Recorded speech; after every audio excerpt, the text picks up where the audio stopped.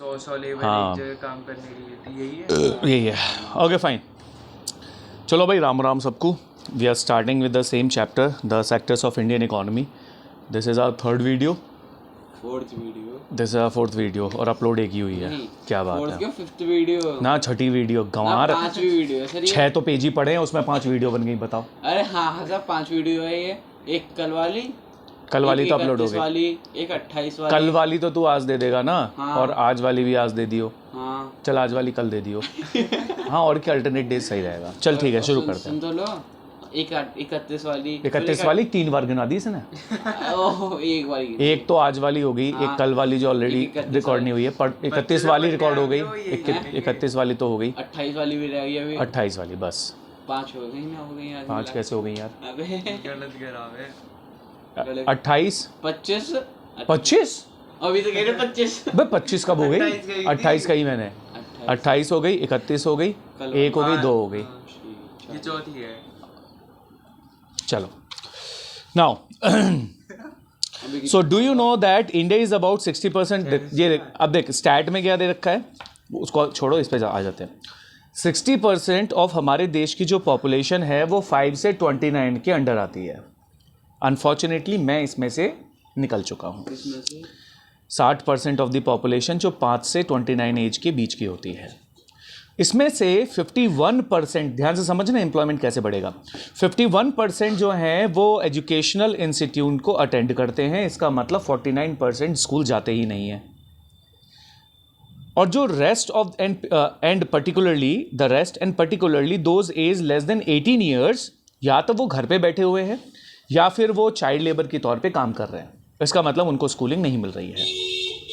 अगर इन बच्चों को स्कूल में ही भेज दिया जाए, 49% को और स्कूल में भेज दिया जाए, तो सीधी सी बात है, सोचिए कितनी बिल्डिंग्स की ज़रूरत पड़ेगी। जब 50% के लिए इतनी है, तो सोचिए 50 और परसेंट ही मान लेते हैं, अगर आ जाते हैं तो कितनी बिल्डिंग्स की ज़रूरत पड़ेगी, कितने टीचर्स की, कितने स्टाफ की, पियोन की, और ये जो क्लर्क की, और इन सब चीज़ों की। एक स्टडी कंडक्ट की गई है प्लानिंग कमीशन के द्वारा, जिसका नाम बदल के नीति आयोग कर दिया है। एमसीक्यू में आ जाता है कि जो प्लानिंग कमीशन है उसका नाम क्या रखा गया है, तो इसका नाम है नीति आयोग। उसने एस्टिमेट लगाया है कि 20 लाख जॉब क्रिएट की जा सकती हैं सिर्फ एजुकेशनल सेक्टर में, अगर हम उन 49% बच्चों को कहाँ ले आते हैं? एजुकेशन मेन स्ट्रीम में ले आते हैं, स्कूल में ले आते हैं। सिमिलरली, अगर हमें हेल्थ एजुकेशन या हेल्थ सिचुएशन को इम्प्रूव करना है, तो हमें और डॉक्टर्स, बहुत नर्स, हेल्थ वर्कर्स की ज़रूरत पड़ेगी रूरल एरियाज़ में। And these are some ways, ये कुछ तरीके हैं जिनसे हम क्या कर सकते हैं, जॉब क्रिएट कर सकते हैं, who would be able to address the important aspect of development. और बाकी डेवलपमेंट के बारे में हम ऑलरेडी चैप्टर 1 में पढ़ चुके हैं। हर स्टेट और रीजन जो होता है उसके अंदर पोटेंशियल होता है कि वो अपनी इनकम बढ़ा सकता है, एम्प्लॉयमेंट अपने लोगों को बढ़ा सकता है अपने एरिया में। फॉर एग्जाम्पल टूरिज़्म, अभी आगरा, मथुरा, वृंदावन, काशी, प्रयागराज, हालांकि प्रयागराज में कुछ खास है नहीं, बट इन इलाकों में क्या, लोकल इलाकों में क्या हम टूरिज़्म नहीं बढ़ा सकते? और मोदी साहब तो एग्जैक्टली स्पेसिफिकली वो क्या बढ़ाने में लगे हुए हैं? टूरिज़्म। उसके लिए आपने देखा होगा बड़ी बड़ी साइट्स को अच्छा कर रहे हैं, जैसे श्री राम जी का मंदिर बनाया, तो आपने देखा होगा रोड चौड़ा कर दिया जिससे कि लोगों को आने जाने को ना मिले, लेकिन उसी जगह से हार गए अपने एमएलए के इलेक्शन को। क्यों हारे? क्योंकि जिनकी दुकानें तोड़ी थी, नहीं बात मुस्लिम की नहीं है, जिनकी दुकानें तोड़ी थी वहाँ सब उन लोगों के, वो बेचारे हाँ डिप्रेस हो गए, दुखी हो गए, तो उनसे रिलेटेड फिर सारे लोग जो अपोजिशन में थे उन्होंने उनके हक के लिए लड़ाई लड़ी, और इस वजह से सारा सपोर्ट कहाँ चला गया? अपोजिशन में। कहने का मतलब समझ में आया? जिस जगह पर 600 साल बाद राम मंदिर बना, जिसने बनाया, जिस पार्टी ने बनाया, वही पार्टी हार गई वहाँ से। ये इंडिया के चोमू लोग हैं, चमन चोमू। चलिए, so it could be tourism, या टूरिज़्म हो सकता है, या रीजनल क्राफ्ट इंडस्ट्री हो सकती है। एक new services like IT, some of these would require proper planning, और आईटी सेक्टर भी ना, और इसके लिए हमें प्रॉपर प्लानिंग की ज़रूरत है, सपोर्ट की ज़रूरत है गवर्नमेंट से। For example same study of planning commission मतलब नीति आयोग ये कहता है कि अगर हमने सिर्फ टूरिज्म सेक्टर को भी डेवलप कर दिया, टूरिज्म सेक्टर को भी हमने अच्छा कर दिया, तो 35 लाख जॉब क्रिएट हो सकती हैं लोगों के लिए। ये हमें बताता है कि किस तरीके से हम क्या कर सकते हैं, हम एम्प्लॉयमेंट जनरेट कर सकते हैं। अगर आप सब भूल गए हो तो मैं एक बार रिवाइज कर देता हूँ 1 मिनट के अंदर। सबसे पहले हमने जाना कि अगर हमें एम्प्लॉयमेंट जनरेट करना है तो हमें डिस्गाइज अनएम्प्लॉयमेंट ख़त्म करना होगा। एग्रीकल्चर सेक्टर में जैसे लक्ष्मी के साथ था, एग्रीकल्चर सेक्टर में हम अच्छी irrigation facility, pesticide, weedicides, loans, facilities, ये सारी चीज़ें अगर मिल जाएंगी तो क्या होगा, एग्रीकल्चर में एम्प्लॉयमेंट के डेज बढ़ जाएंगे। दूसरा हमने ये देखा कि जो सेमी अर्बन एरियाज़ होते हैं वहाँ पर अगर छोटी छोटी फैक्ट्रीज़ खुल जाएं, जैसे एग्जांपल दिया था चिक पी का या हमने एग्जांपल दिया था अरहर का, तो हमने क्या देखा था कि अगर उनकी प्रोसेसिंग यूनिट सीधे गांव में ही खुल जाएं, गांव के आसपास, तो लोग वहाँ फैक्ट्री में जॉब भी मिलेगी, प्लस वो सीधा रिफाइंड मटेरियल कहाँ भेज सकते हैं, सिटी, और बेच सकते हैं, बजाय इसके कि बीच में किसी बिचौलिया को दें, और जो रॉ मटेरियल बचेगा उससे भी फायदा होगा। हाँ, और आखिरी अभी हमने पढ़ा कि किस तरीके से एजुकेशनल इंस्टीट्यूशंस में हम जॉब बढ़ा सकते हैं और मेडिकल सेक्टर में भी जॉब बढ़ा सकते हैं, प्लस आईटी सेक्टर और रीजनल इंडस्ट्रीज़ को भी हम प्रमोट कर सकते हैं। ये कुछ पॉइंट्स आपको लिखने होंगे। क्या करने के लिए? ये प्रूव करने के लिए कि हम कैसे एम्प्लॉयमेंट बढ़ा सकते हैं। कौन कौन से पॉइंट्स हैं? पहला, इरिगेशन वगैरह एग्रीकल्चर सेक्टर में, हाँ, और दूसरा बैंक्स, लोन्स, चीप लोन्स, जिससे कि ज़्यादा से ज़्यादा लोग ले सकें और डेवलप कर सकें। तीसरा, सेमी अर्बन एरियाज़ में क्या कर सकें, जॉब्स क्रिएट कर सकें। जॉब्स क्या, फैक्ट्री लगा सके, छोटी छोटी मिल्स लगा सके, जिससे कि किसान अपना माल सीधे सिटी में बेच सके। इसके अलावा मेडिकल और एजुकेशन। आइए बात समझ में, ये 5 पॉइंट लिखने हैं। हाँ, वो तो चेन तो तुम्हें पता ही है, उसमें बारे में एक्सप्लेन करने की ज़रूरत नहीं है। अब चलिए लास्ट पॉइंट पे आ जाओ। अब क्वेश्चन ये आता है, क्या गवर्नमेंट ने कुछ उखाड़ा या गवर्नमेंट ने कुछ किया या नहीं किया? गवर्नमेंट ने ये रियलाइज़ किया ऊपर सजेशन और ये सारी चीज़ों के बाद कि उन्हें कुछ इम्प्लीमेंटेशन करनी पड़ेंगी, कुछ नए लॉज या कुछ नई पॉलिसीज़ लानी पड़ेंगी, प्रोग्राम्स लाने पड़ेंगे। शॉर्ट टर्म के लिए ही सही, we need some quick measures, हमें क्विक मेजर्स चाहिए कि जो अनएम्प्लॉयड लोग हैं, डिस्गाइज एम्प्लॉयड हैं, उनको जॉब मिले। उसको रिकॉग्नाइज करते हुए सेंट्रल गवर्नमेंट ऑफ इंडिया ने एक नया लॉ, एक नई पॉलिसी निकाली अंडर राइट टू वर्क, ठीक है ना। इसमें इन्होंने 625 डिस्ट्रिक्ट्स में, कितनों में, 625 डिस्ट्रिक्ट्स में इन्होंने एक प्रोग्राम निकाला, एक नया एक्ट निकाला जिसका नाम था MNREGA, Mahatma Gandhi national rural employment guarantee act, MNREGA. ये जो मनरेगा था, इसमें 625 डिस्ट्रिक्ट्स में इसकी शुरुआत हुई। मेन मकसद था एम्प्लॉयमेंट देने का, राइट टू वर्क के अंडर। ये हमारे पास फंडामेंटल राइट है। इसमें इन्होंने 100 दिन का काम दिया हर उस आदमी को जो SC ST, विमेन, OBC और लैंडलेस फार्मर्स, इन लोगों को 100 दिन का काम गवर्नमेंट देती है। अब आप बोलोगे कैसा काम देती है? पहले गड्ढा खुदवाती है, फिर उसे भरवाती है। पहले नाला खुदवाती है, फिर उसे भरवा देती है। पहले रोड बनवाती है, फिर उसे तोड़वा देती है। पाइपलाइन डलवाती है, फिर उसे निकलवा देती है, फिर रोड बना देती है। कहने का, फिर रोड तोड़वाती है, फिर पाइपलाइन लगाती है। तो कहने का मतलब ऐसे ऐसे काम जो है वो दिए जाते हैं किसको? मनरेगा में लोगों को, गांव वालों को। और उसके एवज में 100 दिन का काम दिया जाता है, एक साल में 365 दिन, और फिर उसके हिसाब से फिर इन्हें पैसे दिए जाते हैं। हर जगह इसकी जो वैल्यू है वो अलग अलग है, कहीं 300, 350, कहीं 250, कहीं 150 ही दिए जाते हैं, डिपेंडिंग ऑन कि वहाँ की उस स्टेट का महंगाई दर क्या है। GDP, हाँ, स्टेट की अगर GDP कम है तो पैसा भी कम मिलता है। यूपी में महंगाई ज़्यादा है, इसीलिए पैसा ज़्यादा दिया जाता है, क्योंकि वो देखा जाता है कि मिनिमम वेजेस कितने होने चाहिए कि वो अपना खर्चा चला सके। तो मनरेगा में 2-3 चीज़ें याद रखनी है। पहला, सेंट्रल गवर्नमेंट ने इसकी शुरुआत करी थी राइट टू वर्क के अंडर 625 डिस्ट्रिक्ट्स में 100 दिन का वेजेस। शुरू हुआ था 2005 में। मेन मकसद था एम्प्लॉयमेंट देना रूरल एरियाज़ में। किसको दिया जाता है? मैंने बताया, जो लैंडलेस फार्मर्स होते हैं, SC STs, OBCs और विमेन को भी इसमें आधी % तो वुमेन ही है, 50% तो वुमेन ही है। उनको जो है क्या दिया जाता है? काम दिया जाता है। अगर मान लो काम नहीं हुआ, मान लो एक ऐसा साल आ गया जहाँ काम ही नहीं मिला, किसको? इन्हीं लोगों को, फिर क्या होगा? पैसे नहीं मिलेंगे। नहीं, गवर्नमेंट उनके अकाउंट में टक्का देसी ना पैसे जो है वो डाल देती है, क्योंकि ये गारंटी गवर्नमेंट की है कि काम देगी। अगर नहीं देती तो भी इन्हें अलाउंस मिलते हैं, पैसे इनके अकाउंट में पहुंच जाते हैं। है मज़ेदारी? चलिए, फिर तो काम ही नहीं करते होंगे। ऐसा नहीं होता है। वहाँ पर प्रधान का यही तो काम होता है, सेक्रेटरी और प्रधान जो होते हैं, जाकर चेक करना कि रोड पहले गड्ढा खुदा फिर भरा या नहीं भरा नाला खुदा फिर नाला भरा या नहीं भरा, वो सारी चीज़ें देखते हैं। हमारे गांव में भी होता है, ठेकेदार जो होते हैं वो जब पुट्टी प्रधान ही करता है। ठीक अरे है, हाँ वैसे होता है छोटे लेवल पे। हाँ, कैसे? पेंटिंग वगैरह, हाँ, पुताई वगैरह करनी है तो ठेकेदार का काम ही तो होता है सुपरवाइज करने ढंग का। से हुआ नहीं हाँ, राइट वही राइट। होगा। वो और बड़े अगर ढंग से नहीं भी हुआ है ना तो भी मालिक को वो रियलाइज़ नहीं कराते कि वो ढंग से नहीं हुआ है। पैसे इसलिए होने तो एग्जैक्टली वैसे ही। मैनेजर वाले का वह क्यों? मतलब अरे उन्होंने कल इससे रिलेटेड स्टोरी बताई थी, साइंस समझाई थी। अच्छा, साइंस समझाते समझाते क्या बात है, साइंस कहीं भी घुस जाते हैं ना वो अच्छी बात है।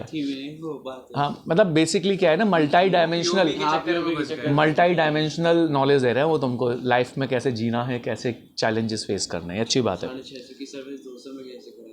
अच्छा, वो भी बढ़िया है ना।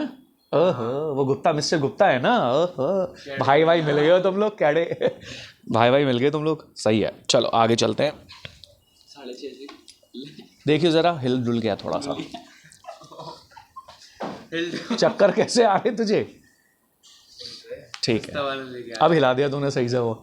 चलिए, now division of sectors and organised and unorganised sectors. यहाँ पर बोर्ड में ये क्वेश्चन आया तो नहीं है, लेकिन ये शॉर्ट क्वेश्चन में आ सकता है, ठीक है ना, क्योंकि एक्सपेक्ट द अनएक्सपेक्टेड कहावत है ना। चलिए, पहले कांता है और कमला है, इन दोनों के बारे में जान लेते हैं। कमल है, सॉरी कमला बोल रहा हूँ। बस पैदा हुए हो खराब करने के लिए। चलो ध्यान से सुनो। कांता मौसी जो हैं, जैसा as you can see in the picture, Kanta मौसी जो हैं वो एक ऑफिस में काम करती है। बहुत बढ़िया आंटी, नमस्ते। इनकी जॉब 9:30 बजे शुरू होती है और शाम 5:30 बजे आंटी निकल लेती हैं। कहाँ? घर को। उन्हें रेगुलर सैलरी मिलती है एंड ऑफ द मंथ में, और in addition to the salary उन्हें प्रोविडेंट फंड जो है वो उनका कटता है, जो कि गवर्नमेंट जो है वो काटती है। उन्हें मेडिकल भी मिलता है और उन्हें बाकी इंश्योरेंस और अलाउंस भी मिलते हैं। कांता जो है वो ऑफिस संडे को नहीं जाती हैं, और क्योंकि वो पेड छुट्टी होती है संडे की। जब उसने संडे को छुट्टी करने के पैसे मिलेंगे। संडे को छुट्टी होती है क्योंकि वो अब आगे पढ़ेंगे क्यों मिलते हैं उन्हें, इसके बारे में हम आगे पढ़ेंगे। She was given an appointment letter. जब उन्होंने ज्वाइनिंग करी थी तो बाकायदा उनको एक पत्र मिला था और एग्रीमेंट टाइप अपॉइंटमेंट लेटर, और उसमें उनकी सारी टर्म्स एंड कंडीशन पहले से ही लिखी हुई थी। एक है, ये है मिंटोज जिंदगी। अब आ जाते हैं एक ऑर्डिनरी जिंदगी पे। कमाल जो है, बड़ा ही कमाल है। कमल जो है वो कांता का पड़ोसी है। ओहो, and he is a daily wage worker, और वो एक चपराव, it is a daily wage labourer, और वो डेली वेज पे काम करता है। जिस दिन काम करता है उस दिन के उसे पैसे मिलते हैं। एक ग्रॉसरी शॉप में वो शॉप में जाता है 7:30 बजे, और ऐसी तैसी मराने के बाद रात को 8 बजे जो है वो घर पे वापस पहुंचता है शाम को। 8 बजे भी शाम लिख रखी है, चलो अच्छा, वो इज्जत बचाने के लिए कि शाम को ही आता है, रात को नहीं। And he gets no other allowance, उसे कोई अलाउंस नहीं मिलता है, और उसको कोई छुट्टी नहीं मिलती है, कोई पेड हॉलीडे नहीं होता है। अगर वो लीव लेता है तो उसके पैसे कटते हैं। उल्टे हो गए तो उसे कोई फॉर्मल लेटर भी नहीं मिला है जॉब ज्वाइन करने का उस शॉप में, और एनी टाइम भी कभी भी उसको लात मार के क्या किया जा सकता है, निकाला जा सकता है। अब ये है साधारण ज़िंदगी। मेंटोस ज़िंदगी में आप देख रहे होगे हर चीज़ सिस्टम से चल रही है, हर चीज़ ऑर्गेनाइज्ड है। जबकि कमल के केस में आप क्या देखते हैं कि जो भी सिस्टम है वो अनऑर्गेनाइज्ड है, उसमें कुछ रूल्स एंड रेगुलेशंस फॉलो नहीं होते हैं। मालिक के मूड के ऊपर है कि कब उसके मुंह पे एक लात मारेगा और बोलेगा गेट आउट। मैं कुछ और बोलने वाला था, but you understand that. Do you see the difference in the condition of working between Kamla and Kanta and Kamal? देखा ना, डिफरेंस तो समझ में आ गया होगा। अब इसे समझते हैं कि एक्चुअली ये काम कहाँ कर रहे हैं। कांता जो है वो एक ऑर्गेनाइज सेक्टर में काम करती है, and organise sectors cover those enterprises और place of work with the term of employment are regular and therefore people have assured works.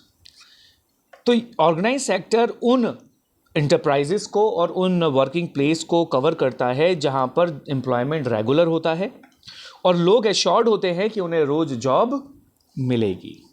ये रजिस्टर्ड, अंडरलाइन कर लेना, ये रजिस्टर्ड होते हैं किससे? गवर्नमेंट से। ये रूल्स एंड रेगुलेशंस जो फॉलो करते हैं वो किसकी फॉलो करते हैं? वो किसकी पॉलिसीज या government rules and regulation follow करते हैं? गवर्नमेंट की। कौन? Organise sector. किसके रूल्स एंड रेगुलेशंस फॉलो करते हैं? गवर्नमेंट के। बहुत सारे ऐसे लॉज हैं जो गवर्नमेंट ने लगाए हैं या बनाए हैं और ये उन सारे लॉज को फॉलो करते हैं, जैसे फैक्ट्री एक्ट, जैसे मिनिमम वेजेस एक्ट, जैसे payment of gratuity act, shop and establishment act. तो ये एक्ट आपको याद होने चाहिए। इन सारे एक्ट्स को ये ऑर्गेनाइज सेक्टर्स फॉलो करते हैं। इन्हें ऑर्गेनाइज इसलिए कहा जाता है क्योंकि इनकी कुछ फॉर्मल प्रोसेस होती है और प्रोसीजर्स होते हैं।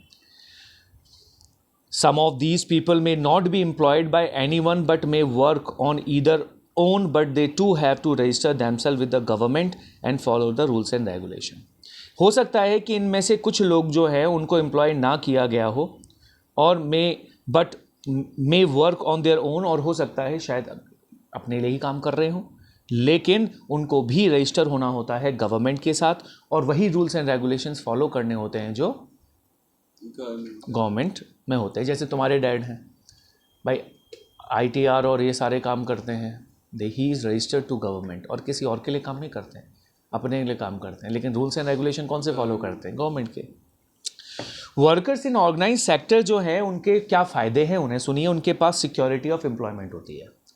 इसका मतलब उन्हें कभी भी लात मार के नहीं निकाला जाएगा। फिक्स नंबर ऑफ आवर्स होते हैं, इसका मतलब 6 घंटे की जॉब है या 8 घंटे की तो वो फिक्स्ड होती है। अगर वो ओवर टाइम करते हैं तो उनको एक्स्ट्रा पे किया जाता है और इसके अलावा भी बहुत सारे और बेनिफिट्स आपको इनको मिल जाएंगे, जैसे पेड लीव्स मिल जाएंगी, हॉलीडेज़ के टाइम पे उन्हें पेमेंट मिलेगी, प्रोविडेंट फंड और ग्रेच्युटी, ये सब उन्हें मिलता है। They are suppose to get medical benefits, उन्हें मेडिकल बेनिफिट्स भी मिलते हैं अंडर द लॉ। और फैक्ट्री मैनेजर जो है वो इंश्योर करता है फैसिलिटीज़ जैसे drinking water, safe working environment, और रिटायरमेंट के टाइम पे उन्हें पेंशन भी मिलती है। ये सारे फीचर्स होते हैं एक ऑर्गेनाइज्ड सेक्टर के। अब चलते हैं कमल की तरफ। इन कॉन्ट्रास्ट कमल जो है वो एक अनऑर्गेनाइज सेक्टर में काम करता है और सीधी सी बात है, ये जितनी भी चीज़ें, फैसिलिटीज़ और चीज़ें हमने ऑब्जर्व करी वो कुछ भी यहाँ पर उसे नहीं मिलेगा। कैसे? जो अनऑर्गेनाइज सेक्टर्स होते हैं वो कैरेक्टराइज, रोहित बंसल, देव्स डैड, देव सुना यार ये कहीं? हेलो, नमस्कार सर जी, देव से जी। तो जो अनऑर्गेनाइज सेक्टर्स होते हैं वो कैरेक्टराइज किए जाते हैं किससे? By small and scattered units. मतलब ये छोटी छोटी फैक्ट्रीज होती हैं, छोटे छोटे। जैसे तुम लोग के यहाँ क्या ग्रेच्युटी एक्ट फॉलो होता है? ग्रेच्युटी एक्ट क्या होता है बेटा? इसका मतलब अगर किसी भी आदमी ने तुम्हारी फैक्ट्री में 5 साल काम किया हो तो उस 5 साल में जितनी भी उसकी सैलरी रही हो उसका 10% आपको उसे देना होता है जब वो छोड़कर जाएगा 5 साल बाद। क्या ऐसा फॉलो किया जाता है? Answer is no. Minimum wages act, according to government of India, central government, एक पर्टिकुलर अमाउंट है, जैसे 1,000 रुपये जो पर डे उसको मिलना चाहिए लेबर के तौर पे। तो 30,000 सैलरी कितने लेबर की? आपकी एक की भी नहीं। बाकी shop and establishment act, security के लिए बहुत सारी चीज़ें वहाँ होनी चाहिए, एक्सटिंग्विशर से लेके सारी चीज़ें। क्या कुछ है वहाँ पर? Answer is no. तो कहने का मतलब क्या हुआ कि आप एक नंबर के अनऑर्गेनाइज सेक्टर चलाने वाले बदतमीज लोग हो। समझ में आ गई बात? ब्लैक, वाइट, ग्रीन, येलो सब में चला रहे हैं। चलो, तो सबसे पहले तो इसका मतलब हुआ ये स्कैटर्ड यूनिट होती हैं, ये बड़ी बड़ी यूनिट्स नहीं होती हैं, बिखरी हुई छोटी मोटी यूनिट्स होती हैं एंड लार्जली जो है वो गवर्नमेंट के कंट्रोल में नहीं होती हैं, गंवार नहीं होती हैं, अनऑर्गेनाइज सेक्टर्स हैं। यहाँ पर रूल्स एंड रेगुलेशन गवर्नमेंट के नहीं चलते हैं। यहाँ पर किसके रूल चलते हैं? तुम्हारे पापा के, तुम्हारे ताऊ के, तुम्हारे चाचा के। जो कह दिया वही होगा। तखलिया तो तखलिया ही हो जाएगा उसका। और बेचारा ग्रेच्युटी भी नहीं मांग सकता कि यार मैंने 10 साल काम किया तुम्हारे, कम से कम 10% ऑफ द सैलरी। अरे परसेंट गुना। Jobs here are low paid. यहाँ पर जो जॉब्स होती है वो काफ़ी लो पेड होती है और रेगुलर जॉब नहीं मिलती है। No provision for overtime, और अगर किसी लेबर ने एक्स्ट्रा काम कर दिया तो उसका एक्स्ट्रा पे नहीं मिलता है उसको, ना ही पेड लीव्स होती हैं ना हॉलीडेज होते हैं। अगर बीमार पड़ गया तो तिल लेने जा बेटा मुझे कोई मतलब नहीं है, बीमार तू पड़ा है, तू जाने, तेरा काम जाने। इसे कहते हैं हरासमेंट वाली ज़िंदगी। एम्प्लॉयमेंट इज़ नॉट सिक्योर, मैंने कहा जब लात मारेंगे तब मार देंगे, कोई फ़र्क नहीं पड़ता। And people can be asked to leave without any reason when there is a less work such as during some seasons, some people may be asked to leave. ये तो होता ही है, जैसे बारिश का सीज़न हो गया तो ऑब्वियस सी बात है कि क्रॉकरी का काम अच्छा चलता नहीं है, तो आधे से ज़्यादा लोगों को क्या कर दिया जाता है, बोल दिया जाता है भैया अपना अपना काम ढूंढ लो, अभी काम नहीं है हमारे पास। A lot of depends on the whims of the employer, और बाकी सब एम्प्लॉयर के मूड पर चलता है, एम्प्लॉयर को जिसको रखना है जिसको नहीं रखना है। हर्ष वर्मा, ये सब आज सब लोग कॉल कर लेंगे आज ही। हेलो, हाँ जी नमस्ते, बोल बेटा। सो अलॉट डिपेंड्स, अच्छा ये मैंने बता ही दिया कि वो एम्प्लॉयर के मूड पे डिपेंड करता है, उसके दुख गुस्से पे। Now this sector includes a large number of people. सच्चाई ये है जितने ऑर्गेनाइज सेक्टर में काम कर रहे हैं ना, उससे कई गुना कहाँ काम कर रहे हैं, वो काम कर रहे हैं अनऑर्गेनाइज सेक्टर में। छोटी मोटी जॉब्स कर रहे हैं, स्ट्रीट्स पर बेच रहे हैं, रिपेयर वर्क का काम कर रहे हैं। Similarly farmers work on their own land and hire labour, वो भी इसी कैटेगरी में आते हैं, ठीक है ना। तो इस तरीके से हमने ऑर्गेनाइज्ड और अनऑर्गेनाइज सेक्टर्स को ख़त्म किया, और चैप्टर जो है वो हम कल ख़त्म कर लेंगे, बधाई हो। अभी नहीं, पूरा नहीं हो पाएगा ना, देखते देख ऐसा है, ख़त्म तो कल ही करना है। अब तू चाह रहा है कि मैं इसे ख़त्म कर दूं, फिर भी ये रह जाना है, ठीक है। तो बेहतर ये है कि हम पहले देख लेते हैं कि क्या ये एक साथ ख़त्म हो सकता है, नहीं होगा। ये पूरा ही नहीं करते पेज खत्म अभी तो भाई इस पेज को पढ़ने के बाद ना, इस पेज को पढ़ने के बाद तेरी लाइफ का विश्वास उठ जाएगा एनसीईआरटी से। क्योंकि इसे में क्वेश्चन लिखा हुआ है कि how to protect workers in the unorganise sector, लेकिन एक भी वर्ड नहीं दिया हुआ यहाँ पर कि हाउ टू प्रोटेक्ट। बकवास है पूरी। पढ़ के दिखाऊं? चल इंग्लिश में पढ़ूंगा पहले, जिससे कि क्लियर हो जाए, और तुम मुझे एक लाइन दिखाना जहां पर ये लिखा हो कि अच्छा this is how we can protect. Organise sectors offer jobs that are the most sought after. हमेशा हम लोग किसकी चाहत करते हैं? गवर्नमेंट जॉब होनी चाहिए भाई, गवर्नमेंट जॉब होनी चाहिए, thank you so much. But the employment opportunity जो ऑर्गेनाइज सेक्टर में है वो बहुत स्लोली एक्सपेंड कर रही हैं। इट इज़ ऑल्सो कॉमन, ये भी कॉमन है कि फाइंड करना कि बहुत सारे organise sector enterprises in the unorganise sectors. इसका मतलब बहुत सारे ऑर्गेनाइज सेक्टर्स आज भी इनऑर्गेनाइज सेक्टर्स की तरह काम कर रहे हैं, अनऑर्गेनाइज सेक्टर की तरह काम कर रहे हैं। दे अडॉप्ट सच स्ट्रैटेजीज, उन्होंने एक ऐसी स्ट्रैटेजी अडॉप्ट करी है जिससे कि वो टैक्स को अवॉइड कर सके। जैसे तुम्हारे घर में होता होगा, टैक्स को अवॉइड करने के लिए बहुत सारे तिगड़म लगाए जाते होंगे। And refuse to allow laws that protect labour, और ऐसे बहुत सारे लॉज हैं जो कि लेबर को प्रोटेक्ट करते हैं, उनको ये इम्प्लीमेंट नहीं करते हैं। एज अ रिजल्ट एक लार्ज नंबर ऑफ वर्कर जो है उन्हें फोर्स किया जाता है कि वो अनऑर्गेनाइज सेक्टर्स को ज्वाइन करें, विच पे वेरी लो सैलरी, हमें पता ही है। और they often exploit and not paid और फेयर वेजेस, जहाँ पर वो उन्हें एक्सप्लॉइट भी करते हैं और सही वेजेस पे नहीं कर सकते हैं। दे आर अर्निंग, उन लोगों की अर्निंग हमेशा लो रहती है और रेगुलर नहीं रहती। ये जॉब्स जो हैं वो सिक्योर नहीं है और उन्हें कोई बेनिफिट्स भी नहीं मिलते। ये हम अनऑर्गेनाइज सेक्टर की बात पढ़ रहे हैं। इस पैराग्राफ में कहीं ये लिखा हुआ है कि हाउ टू प्रोटेक्ट वर्कर्स, लिखा हुआ है। चलो नेक्स्ट पैराग्राफ पे आते हैं, अभी तक सक्सेसफुल है। 1990s के बाद ये कॉमन फिनोमेना बन गया था to see a large number of workers losing their job in an organise sector. Organise sector में बहुत ही तेजी से लोग अपनी जॉब खो रहे थे।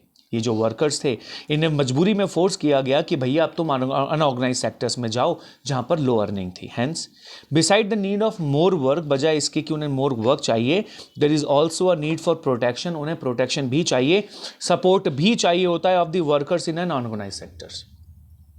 तो अनऑर्गेनाइज सेक्टर में उन्हें भाई सिक्योरिटी भी चाहिए, सपोर्ट भी चाहिए, उन्हें वो सारी चीज़ें चाहिए थी जो उन्हें नहीं मिल रही थी। सेकंड पैराग्राफ खत्म, कुछ मिला ऐसा? How to protect unorganise sectors workers. Now next paragraph, who are these vulnerable people. अब क्वेश्चन ये आता है कि ये बेचारे वर्नेबल लोग कौन होते हैं? जो वर्नेबल मतलब हेल्पलेस और कमज़ोर और पिछले दर्जे के। रूरल एरियाज़ में नॉर्मली जो अनऑर्गेनाइज सेक्टर में काम करते हैं वो कौन होते हैं? लैंडलेस एग्रीकल्चर फार्मर्स होते हैं, लेबरर्स होते हैं, नॉट फार्मर्स। छोटे और मार्जिनल फार्मर्स होते हैं, शेयर क्रॉपर्स और आर्टिशियंस होते हैं। कारपेंटर्स होते हैं, गोल्डस्मिथ, देखो गोल्डस्मिथ, हद होती है भाई, चलो कोई नहीं, मान लेते हैं। Nearly 80% rural house hold India का स्मॉल और मार्जिनल फार्म में फार्मर है, जिनके पास ज़्यादा ज़मीन नहीं है, 80% लोग हैं। ये जो फार्मर्स हैं उन्हें सपोर्ट चाहिए होता है, एडिक्वेट फैसिलिटीज़, जैसे उन्हें टाइम पर सीड्स चाहिए, उन्हें टाइम पर एग्रीकल्चर इनपुट चाहिए, उन्हें क्रेडिट स्टोरेज फैसिलिटीज़ चाहिए और मार्केटिंग चाहिए। ये सारी चीज़ें उन्हें चाहिए। अनऑर्गेनाइज्ड में हाँ, गांव में सेव कैसे करें? सेव कैसे करें, नहीं है। मैं जब एक लाइन बोलूँगा तो फिर आपको समझ में आ जाएगा कि है लेकिन नहीं है, लिखा हुआ है लेकिन दिख नहीं है, दिख नहीं रहा है, लेकिन इनडायरेक्टली सब लिखा हुआ है, लेकिन ये नहीं लिखा हुआ है कैसे प्रोटेक्ट करें। In the urban areas unorganise sectors comprise normally the workers, जो स्मॉल स्केल इंडस्ट्री के वर्कर्स होते हैं, casual workers in constructions and trade and transport वाले लोग, ये बेचारे जो है ना अनऑर्गेनाइज सेक्टर के लोग होते हैं, जो स्ट्रीट पर वेंडर का काम करते हैं, जो लोड उठाते हैं सर पे, गारमेंट मेकर्स जो होते हैं, हेड लोड वर्कर्स जो होते हैं, रैक पिकर्स जो होते हैं, कचरा उठाने वाले, ये सारे के सारे लोग जो है ये अर्बन एरियाज़ में क्या है, अनऑर्गेनाइज सेक्टर में इन्वॉल्व हैं।